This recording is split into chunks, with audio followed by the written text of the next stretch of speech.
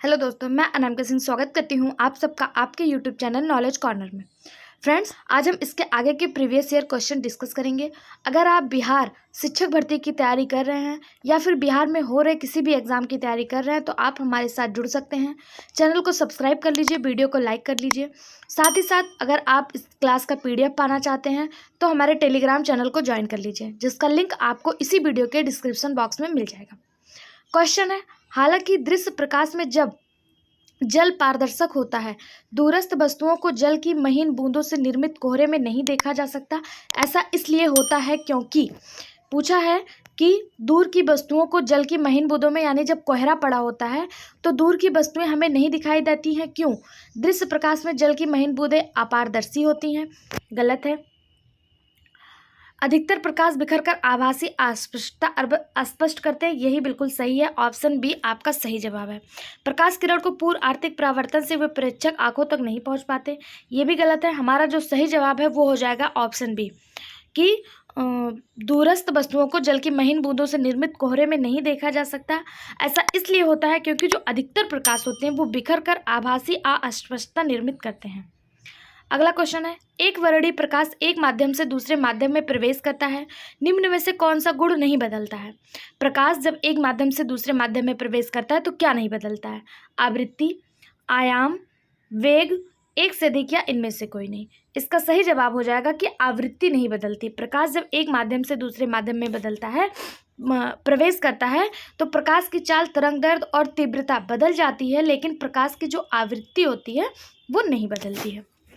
अगला क्वेश्चन है, photo electrical cell एक ऐसा उपकरण है जो कि प्रकाश ऊर्जा को विद्युत ऊर्जा में बदलता है, विद्युत ऊर्जा को प्रकाश ऊर्जा में बदलता है, प्रकाश ऊर्जा का भंडारण करता है, एक से अधिक या इनमें से कोई नहीं।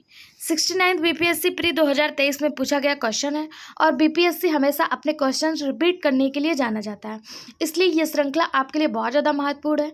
अगर अभी तक आपने चैनल को सब्सक्राइब नहीं किया है तो फटाफट सब्सक्राइब कर लीजिए और हमारे साथ जुड़ जाइए। इसका जो सही जवाब हो जाएगा वो हो जाएगा प्रकाश ऊर्जा को विद्युत ऊर्जा में बदलता है। आजकल आप लोगों ने इसका बहुत ज़्यादा प्रचलन देखा होगा। सोलर पैनल जो आप लोग सुनते हैं वो इसी फोटो इलेक्ट्रिक सेल जो है का यूज होता है सोलर पैनल में, और सोलर पैनल से क्या होता है, प्रकाश ऊर्जा को विद्युत ऊर्जा में बदला जाता है। ऑप्शन ए इसका सही जवाब हो जाएगा। अगला क्वेश्चन है, अवतल दर्पण द्वारा बनाया गया प्रतिबिंब वास्तविक और वस्तु के आकार में बराबर होता है, वस्तु की स्थिति कैसी होने पर। मतलब पूछा है, एक अवतल दर्पण है, वो प्रतिबिंब जो प्रतिबिंब बनाता है वो वास्तविक, उल्टा और वस्तु के आकार के बराबर बनाता है। यानी कि वस्तु की स्थिति कैसी होनी चाहिए? फोकस पर, वक्रता के केंद्र पर, फोकस और केंद्र के बीच, वक्रता केंद्र से परे। इसका सही जवाब हो जाएगा ऑप्शन बी, वक्रता के केंद्र पर। जब वस्तु जो है वो वक्रता के केंद्र पर रहेगी तब क्या होगा? वक्रता के केंद्र पर रहेगी। ऑप्शन बी,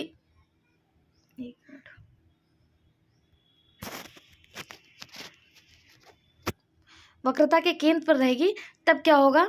प्रतिबिंब जो बनेगा वो वास्तविक, उल्टा और वस्तु के आकार के बराबर बनेगा। ठीक, ऑप्शन बी इसका सही जवाब हो जाएगा। अगला क्वेश्चन है, दो कैंडेला का एक समदिग्ध स्रोत जितना प्रकाश फ्लक्स पैदा करता है वह होता है 2 पाई ल्यूमेन, 4 पाई ल्यूमेन, 8 पाई ल्यूमेन, एक से अधिक या इनमें से कोई नहीं। इसका सही जवाब हो जाएगा ऑप्शन सी, 8 पाई ल्यूमेन। ज्योति फ्लक्स चमकदार प्रकाश तरंगों के रूप में निकाय के प्रति सेकंड निकलने वाली ऊर्जा प्रकाश ऊर्जा होती है। इसकी इकाई को ल्यूमेन कहते हैं। ठीक है, जो ज्योति फ्लक्स होता है इसकी इकाई को ल्यूमेन कहते हैं, जिसे एक कैंडेला के स्रोत से प्रति इकाई ठोस कोण के में निहित फ्लक्स के रूप में परिभाषित किया जाता है। और अगर दो कैंडेला का एक समदिग्ध स्रोत जितना प्रकाश फ्लक्स पैदा करता है वह 8 ल्यूमेन के बराबर होता है। ऑप्शन सी इसका सही जवाब हो जाएगा, 8 ल्यूमेन। अगला क्वेश्चन है, प्रिज्म द्वारा सफेद प्रकाश के परिक्षेपण में कौन सा रंग अधिकतम विचलित होता है?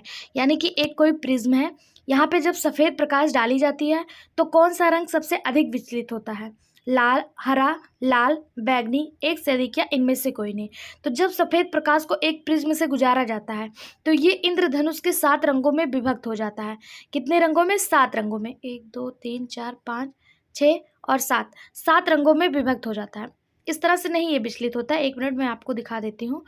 ये मान लीजिए कोई प्रिज्म है और यहाँ से वाइट प्रकाश जब गुजारी जाती है तो ये 7 रंगों में इस तरह से विचलित हो जाता है, 3, 4, 5, 6 और 7। तो इसमें से पूछा है कि कौन सा प्रकाश सबसे अधिकतम विचलित होता है। तो इसमें जो सबसे अधिकतम विचलित होता है वो होता है बैगनी यानी कि वायलेट। इसको याद करने का तरीका होता है बिवग्योर, BIVGYOR, बिवग्योर इसको याद करने का तरीका होता है। सबसे अधिकतम विचलित होता है बैगनी और सबसे कम विचलित अगर पूछ ले तो रेड होता है, सबसे कम विचलित होता है। ठीक है, ऑप्शन सी इसका सही जवाब हो जाएगा। अगला क्वेश्चन है, एक समान नेत्र लेंस की नाभिक दूरी होती है 1 मिलीमीटर, 25 सेंटीमीटर, 2 सेंटीमीटर, 1 से अधिक या इनमें से कोई नहीं। इसका जो सही जवाब हो जाएगा वो हो जाएगा 2 सेंटीमीटर। एक समान नेत्र लेंस की नाभिक दूरी होती है, मतलब एक लेंस है उसके नाभिक की दूरी पूछा है, ये 2 सेंटीमीटर होगा। ठीक है, अगर आपसे पूछ ले आँख के मतलब आँख से वस्तु को दिखाई देने की दूरी कितनी होती है तो 25 सेंटीमीटर हो जाएगा, लेकिन यहाँ लेंस से नाभिक की दूरी पूछी है तो वो 2 सेंटीमीटर होगा। ऑप्शन सी इसका सही जवाब हो जाएगा। एक समान नेत्र की नाभिक दूरी लगभग 2 सेंटीमीटर होती है। नेत्र, लेंस और रेटिना के बीच की दूरी लगभग 2 सेंटीमीटर होती है। ठीक है, अगला क्वेश्चन है, प्रिज्म से गुजरने पर सबसे अधिक अपरिवर्तित होने वाला रंगीन प्रकाश कौन सा है? पीला, बैगनी, नीला, 1 से अधिक या इनमें से कोई नहीं। ये 2 बार एग्जाम में आया हुआ, आप यहाँ पे देख सकते हैं, BPSC स्कूल टीचर 2023 और BPSC TRE 2.0 2023 दोनों में पूछा गया क्वेश्चन है कि सबसे अधिक अपरिवर्तित होने वाला रंगीन प्रकाश कौन सा है। तो अभी हम लोगों ने देखा था बैगनी। ऑप्शन बी इसका सही जवाब हो जाएगा। अगला क्वेश्चन है, निम्नलिखित में से किसमें टंगस्टन का प्रयोग किया जाता है? धातु निष्कर्षण, विद्युत बल्ब, कुचालक, 1 से अधिक या इनमें से कोई नहीं। तो इसका जो सही जवाब हो जाएगा वो हो जाएगा ऑप्शन बी विद्युत बल्ब। जो बल्ब होता है, पहले जो बल्ब लगाया जाता था कुछ इस तरह का जिसका शेप था और पीले कलर की रोशनी देती थी विद्युत बल्ब, इसमें एक हल्का सा वायर लगा होता था जो यहाँ से जुड़ा होता था। ये जो वायर होता था ये टंगस्टन का लगा होता था। ये विद्युत बल्ब में टंगस्टन को लगाया जाता था क्योंकि जो टंगस्टन है इसका उच्च गलनांक होता था। टंगस्टन का गलनांक कैसा होता है? उच्च गलनांक होता है, इसलिए इसे विद्युत बल्ब में लगाया जाता था। ऑप्शन बी इसका सही जवाब हो जाएगा। अगला क्वेश्चन है, विद्युत धारा फ्यूज किस प्रभाव पर कार्य करता है? विद्युत धारा का रासायनिक प्रभाव, विद्युत धारा का चुंबकीय प्रभाव, विद्युत धारा का तापीय प्रभाव, 1 से अधिक या इनमें से कोई नहीं। इसका सही जवाब हो जाएगा जो विद्युत धारा फ्यूज है वो विद्युत धारा के तापीय प्रभाव पर कार्य करता है। हीटिंग इफेक्ट ऑफ करंट पर कार्य करता है फ्यूज। ठीक है, फ्यूज क्या होता है? फ्यूज हम सबके घरों में लगा होता है, जो कभी लाइट बहुत तेज हो जाने पर स्वतः ही कट मार देता है और घर के तमाम इलेक्ट्रॉनिक उपकरणों को खराब होने से बचा लेता है, उसे ही फ्यूज कहा जाता है और वो विद्युत धारा के तापीय सिद्धांत पर कार्य करता है। ठीक है, जब निर्धारित मात्रा से अधिक जो विद्युत धारा फ्यूज से गुजरती है तो वह अत्यधिक गर्म हो जाती है और पिघल जाती है, जिसके कारण सर्किट से उसका कनेक्शन टूट जाता है और धारा प्रवाहित होना संपूर्ण घर में बंद हो जाता है और हमारे सभी इलेक्ट्रॉनिक सामान जो हैं वो सुरक्षित रह जाते हैं। अगला क्वेश्चन है, किसी परिपथ में कौन सा पद विद्युत पावर को प्रदर्शित करता है? IR², VI, I²R, 1 से अधिक या इनमें से कोई नहीं। इसका सही जवाब हो जाएगा ऑप्शन ए IR²। ये विद्युत पावर को प्रदर्शित करता है। कौन सा? IR², जहाँ V = विभवांतर होता है, I = वैद्युत धारा या प्रवाहित धारा होता है और R एक नियतांक है। ठीक है, अगला क्वेश्चन है, इलेक्ट्रॉन का प्रवाह निम्नलिखित में से क्या कहलाता है? BPSC TRE 3.0 1 to 5 cancelled paper में पूछा गया क्वेश्चन है कि इलेक्ट्रॉन का प्रवाह क्या कहलाता है? अपघट्य, विद्युत लेपन, विद्युत धारा, 1 से अधिक या इनमें से कोई नहीं। इसका जो सही जवाब हो जाएगा वो हो जाएगा विद्युत धारा। इलेक्ट्रॉन का प्रवाह क्या कहलाता है? विद्युत धारा कहलाता है। ऑप्शन सी इसका सही जवाब हो जाएगा। इलेक्ट्रॉन का प्रवाह विद्युत धारा कहलाता है। विद्युत धारा ऋणात्मक आवेशों का प्रवाह है जिसे इलेक्ट्रॉन कहते हैं। ठीक है, अगर यहाँ से आपसे उल्टा भी पूछ सकता है कि विद्युत धारा क्या है, तो विद्युत धारा ऋणात्मक आवेशों का प्रवाह है जिसे इलेक्ट्रॉन कहते हैं।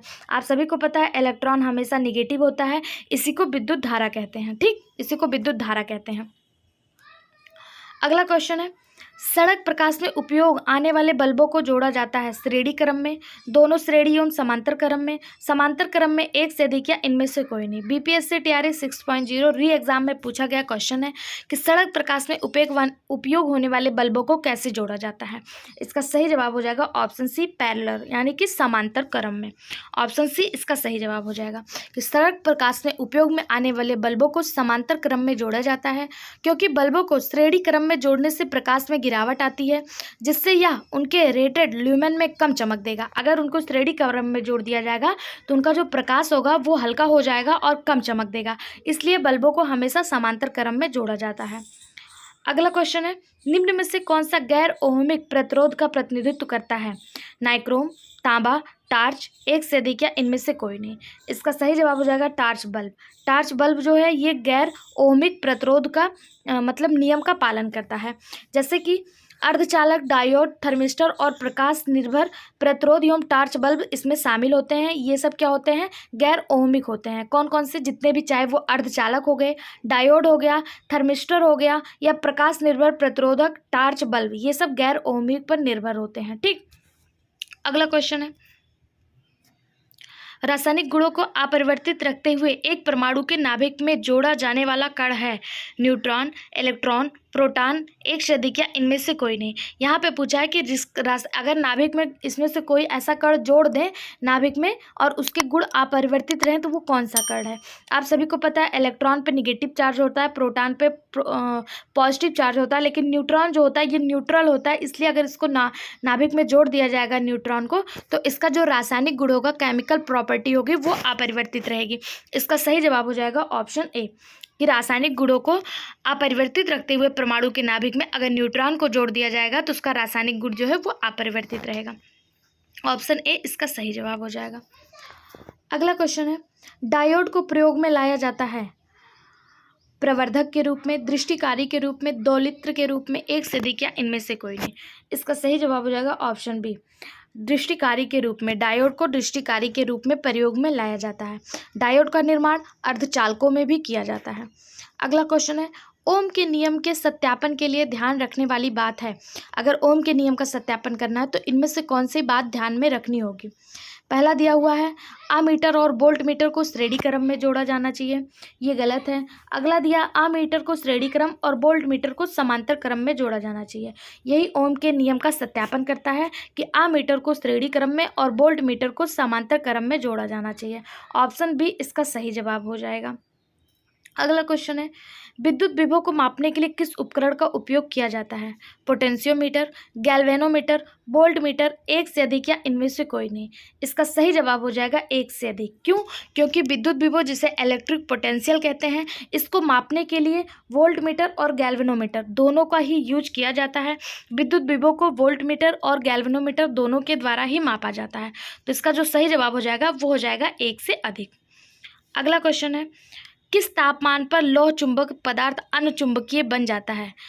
गलन तापमान यानी मेल्टिंग टेम्परेचर पर, क्यूरी टेम्परेचर पर, नील टेम्परेचर पर, एक से अधिक या इनमें से कोई नहीं। इसका सही जवाब हो जाएगा क्यूरी टेम्परेचर पर। क्यूरी टेम्परेचर पर जो लोह चुंबकीय पदार्थ है वो अनुचुंबकीय बन जाता है। ठीक है, अब क्यूरी टेम्परेचर क्या होता है? तो क्यूरी टेम्परेचर वह तापमान होता है जिस पर एक चुंबकीय एक जो चुंबक होता है, एक चुंबकीय पदार्थ है, वो अपने चुंबकीय गुणों में तेजी से बदलाव लाता है और अपने चुंबकत्व के गुण को त्याग देता है, उसे ही क्यूरी टेम्परेचर कहा जाता है। क्यूरी टेम्परेचर में कोई लौह चुंबकीय पदार्थ है और उसको क्यूरी टेम्परेचर पे रख दिया गया तो वो पदार्थ क्या हो जाएगा? अनुचुंबकीय जैसा गुण अपने अंदर ले आएगा, अपने आप को परिवर्तित कर लेगा। उसी टेम्परेचर को क्यूरी टेम्परेचर कहा जाता है। तो ऑप्शन बी इसका सही जवाब हो जाएगा। अगला क्वेश्चन है, निम्नलिखित में से कौन सी अन्योन्य क्रिया सबसे क्षीण है? वैद्युत चुंबकीय, स्थिर वैद्युत, गुरुत्वीय, एक से अधिक या इनमें से कोई नहीं। इसका सही जवाब हो जाएगा ऑप्शन सी, ग्रेविटी। ग्रेविटी सबसे जल्दी नष्ट होने वाली प्रक्रिया है। ठीक है, गुरुत्व बल सबसे क्षीण बल है। गुरुत्वाकर्षण एक आकर्षण बल है जिसमें पृथ्वी किसी वस्तु को अपने केंद्र की ओर आकर्षित करती है। इसकी खोज सर्वप्रथम आइजैक न्यूटन ने किया था और ये सबसे क्षीण बल के अंतर्गत आता है। ऑप्शन सी इसका सही जवाब हो जाएगा। अगला क्वेश्चन है, विद्युत चुंबक का कोर बनाने के लिए सामान्यतः उपयोग की जाने वाली सामग्री है soft iron, stainless steel, aluminium, एक से अधिक या इनमें से कोई नहीं। आपसे पूछा है विद्युत चुंबक का कोर बनाने के लिए किसका यूज किया जाता है। इसका सही जवाब हो जाएगा ऑप्शन ए सॉफ्ट आयरन यानी कि नरम लोहा। विद्युत चुंबक का कोर बनाने के लिए नरम लोहा का प्रयोग किया जाता है। ठीक है। अगला क्वेश्चन है, यदि जे जूल और सी कूलाम है, ए एम्पियर है, तो विभवांतर एसआई इकाई क्या होगी। यदि जे जूल, ए सी कूलाम, ए एम्पियर है, तो विभवांतर की एसआई इकाई क्या होगी। इसका सही जवाब हो जाएगा ऑप्शन डी, यानी कि विभवांतर की एसआई इकाई क्या होगी, तो वोल्ट इक्वल टू जूल बटे कूलाम, ये इसकी इकाई हो जाएगी। ठीक है, ऑप्शन डी इसका सही जवाब हो जाएगा। अगला क्वेश्चन है, अलग अलग द्रव्यमान की दो वस्तुएं चंद्रमा की सतह के पास स्वतंत्र रूप से गिरने से क्या होगा। अलग अलग त्वरण होगा, उनके जड़त्व में परिवर्तन होगा, किसी भी क्षण एक वेग होगा, समान परिमाण के बल का अनुभव होगा। इसका सही जवाब हो जाएगा ऑप्शन सी, किसी भी क्षण एक वेग होगा। अलग अलग द्रव्यमान की दो वस्तुएं चंद्रमा की सतह के पास स्वतंत्र रूप से गिरने से किसी भी क्षण एक ही वेग होगा, क्योंकि गुरुत्वाकर्षण के कारण उनका समान त्वरण होगा, इसलिए उनका वेग क्या होगा, किसी भी क्षण एक ही होगा। ठीक। अगला क्वेश्चन है, रेडियोधर्मी तत्व द्वारा उत्सर्जित निम्नलिखित में से कौन सा एक धनात्मक रूप से आवेशित कण है। बीटा, अल्फा, कैथोड, एक से अधिक या इनमें से कोई नहीं। तो इसके बारे में हम लोग पहले ही पढ़े थे कि जो अल्फा किरण होती है वो हमेशा पॉजिटिव होती है, बीटा किरण हमेशा निगेटिव होती है। तो इसका जो सही जवाब हो जाएगा वो हो जाएगा ऑप्शन बी, अल्फा रे जो होता है वो ऑलवेज पॉजिटिव होता है। ठीक है, और बीटा अगर आपसे पूछ ले तो वो निगेटिव होगा। बीपीएससी टीआरई 2.0 में पूछा गया क्वेश्चन है, बहुत ज़्यादा इंपॉर्टेंट क्वेश्चन है। आप चैनल को अगर अभी तक सब्सक्राइब नहीं किए तो फटाफट से सब्सक्राइब कर लीजिए। ठीक। अगला क्वेश्चन है, नाभिकीय रिएक्टर में D2O का उपयोग किया जाता है ईंधन के रूप में, न्यूट्रॉन के स्रोतों के रूप में, मंदक के रूप में, एक से अधिक या इनमें से कोई नहीं।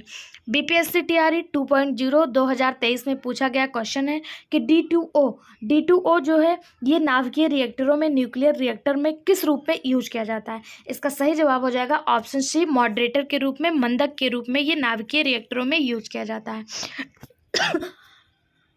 तो मंदक होता क्या है, मंदक वो है जिसमें न्यूट्रॉन को धीमा करने के लिए न्यूट्रॉन मॉडरेटर के रूप में कार्य करता है D2O। ठीक है, D2O क्या है, ये जल का एक समस्थानिक है, ये जल का एक समस्थानिक है। ठीक है, इसे भारी जल भी कहते हैं, D2O को भारी जल भी कहा जाता है। अगला क्वेश्चन है,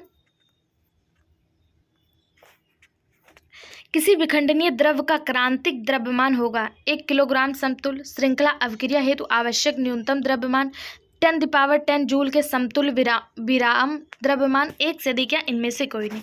इसका सही जवाब हो जाएगा ऑप्शन बी, श्रृंखला अभिक्रिया हेतु आवश्यक न्यूनतम द्रव्यमान जो होगा वो विखंडनीय द्रव्यमान का कार्तिक द्रव्यमान होगा। ऑप्शन बी इसका सही जवाब हो जाएगा। अगला क्वेश्चन है, स्वतंत्र रूप से पृथ्वी की ओर गिरते हुए पिंड की कुल ऊर्जा घटती है, बढ़ती है, स्थिर रहती है, इनमें से कोई नहीं, एक से अधिक। इसका सही जवाब हो जाएगा ऑप्शन सी, स्थिर रहती है। स्वतंत्र रूप से पृथ्वी की ओर अगर कोई पिंड गिर रहा है तो उसकी जो ऊर्जा रहती है वो स्थित रहती है, क्योंकि ऊर्जा संरक्षण का नियम होता है। ऊर्जा संरक्षण का क्या नियम है, तो ऊर्जा संरक्षण का नियम है कि ऊर्जा को ना ही नष्ट किया जा सकता है और ना ही उत्पन्न किया जाता है।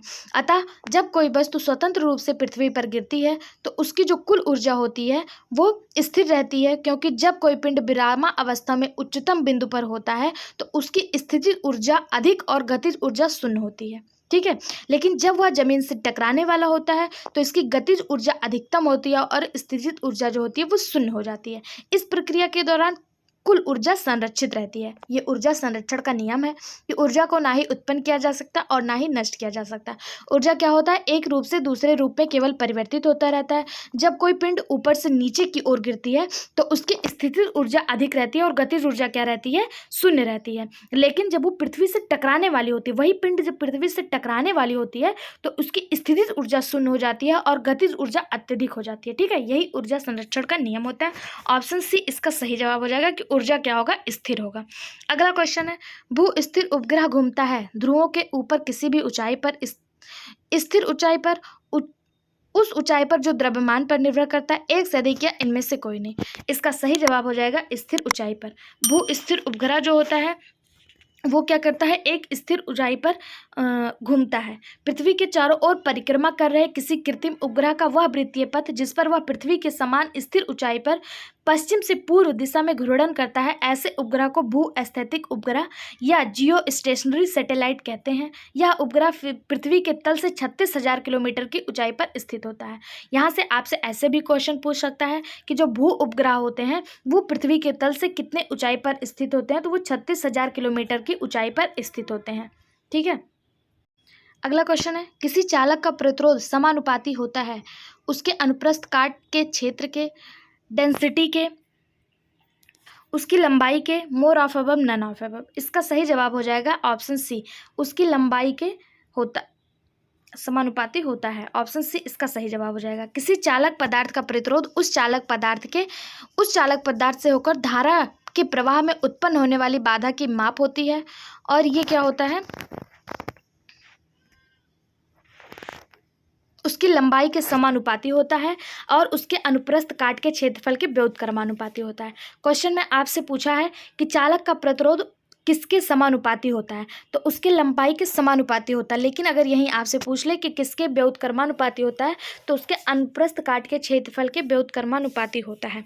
अगला क्वेश्चन है, विंडो या घरेलू क्लीनर या परफ्यूम स्प्रे के रूप में इस्तेमाल की जाने वाली स्प्रे बोतलें निम्नलिखित में से किस पर काम करती हैं?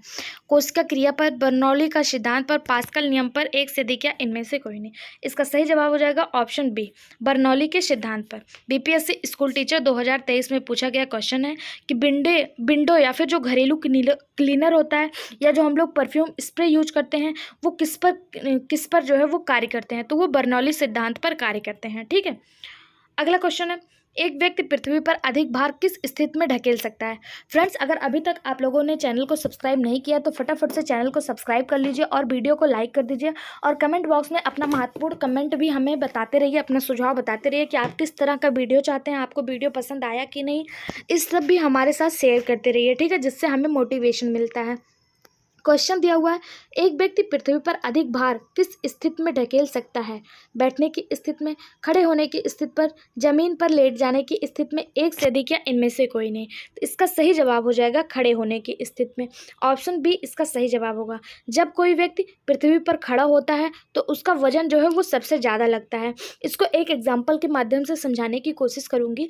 जब आप किसी दलदल में फंस रहे हो तो आपसे कहा जाता है कि आप वहाँ से अपने शरीर को बिल्कुल शांत कर लीजिए। अगर आप खड़े हैं तो अपने आप को लिटा दीजिए। अगर आप अपने आप को लिटा देते हैं तो जो आपका क्षेत्रफल है वो अधिक ले लेगा और भार जो है वो कम हो जाएगा। क्षेत्रफल अधिक हो जाएगा और भार कम हो जाएगा। लेकिन अगर आप उसी दलदल में खड़े की स्थिति में हैं तो धीरे धीरे आप धंसते जाएंगे, क्योंकि आपका जो पूरा भार है वो उस दलदल में फंसता हुआ चला जा रहा है, नीचे की तरफ लग रहा है, आपका पूरा भार एक ही जगह पे लग रहा है। लेकिन अगर आप लेट जाएंगे तो आपका पूरा भार जो है, क्षेत्रफल ज़्यादा हो जाएगा और भार जो है पूरे क्षेत्रफल में फैल जाएगा।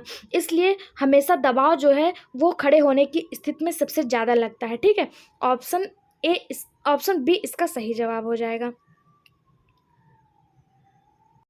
आज की वीडियो में बस इतना ही। इस तरह के और वीडियो पाने के लिए चैनल को सब्सक्राइब करें, वीडियो को लाइक करें, बेल आइकन पर क्लिक कर लें जिससे आपको नोटिफिकेशन मिल जाए। साथ ही साथ आप हमारे साथ history, geography, polity, chemistry, EVS और बिहार जीके के क्वेश्चन भी हमारे साथ लगकर सॉल्व कर सकते हैं। इस वीडियो का PDF प्राप्त करने के लिए टेलीग्राम चैनल को ज्वाइन करना ना भूलें।